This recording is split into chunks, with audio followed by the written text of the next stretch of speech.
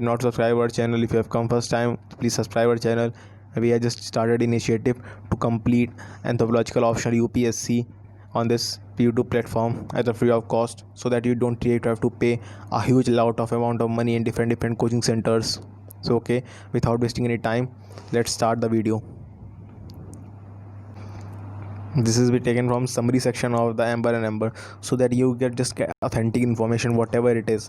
I don't want to show you my handmade notes, so that there you will get confusion, or there you can get a doubt of any facts. So here it is complete directly book, so that you can just revise from my video 5 to 6 times by watching these videos, and after that you can make your notes as your convenience. Okay, so let's start the topic. Now we will use for the first topic is the evolution of bipedal locomotion. The bipedal locomotion, or walking on two legs, was perhaps the most crucial change in the early hominin evolution. The available fossil record confirms that bipedal hominins emerged in Africa, but how quickly is emerging unclear.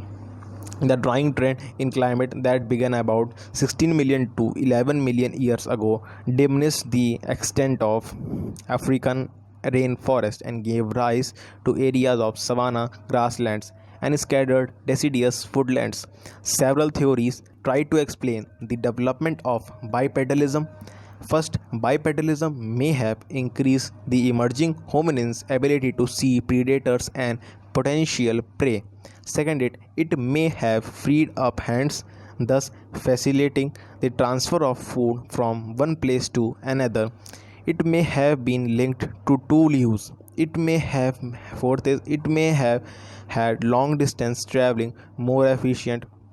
Fifth, it might have enabled hominins to regulate body temperature.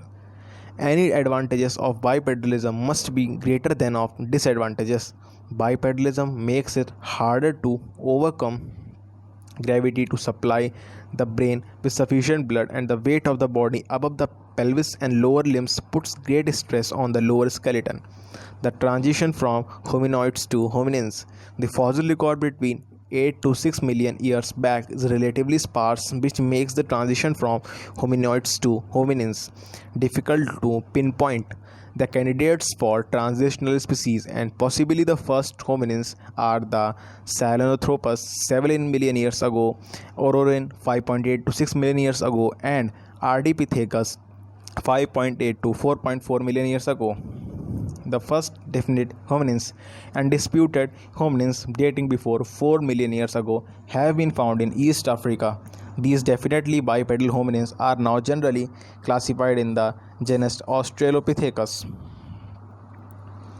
At least 6 species of early hominins have been identified, and these are generally divided into two types: Australopithecines and Paranthropoids. A large number of suggested Australopithecine and Paranthropoid species indicates that diversity was prevalent among the early hominins. One idea about the apparent diversity of first hominins may reflect an adaptive radiation, a dispersal and divergence of bipedal hominins to these dynamic environmental conditions, and the Australopithecines have relatively smaller teeth and jaws and include anemones, anaphrines, and africanas. The Paranthropoids have relatively larger teeth and jaws and are more muscular than Australopithecines. They include P. ethysopicus, P. arthropods, and P. boaceae. Now, one model of human evolution. The last common ancestor of our genes, Homo was likely one of the Australopithecines. Paranthropoids appear to represent an evolutionary lineage of hominids that went extinct about 1 million years ago.